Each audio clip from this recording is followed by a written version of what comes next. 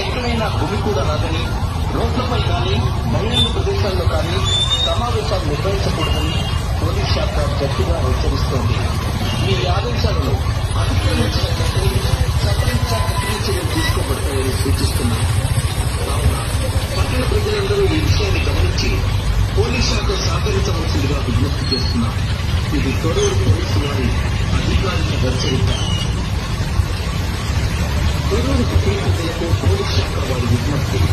తొరూరు పట్టణ ప్రజలకు తెలిసినది ఎందుక మున్సిపల్ చైర్మన్ మరియు వైస్ చైర్మన్ ఎన్నికల సందర్భంగా 17 ఫిబ్రవరి 2026 నాడు పట్టణమంతా 144 సెక్షన్ అమల్లో ఉంటుంది.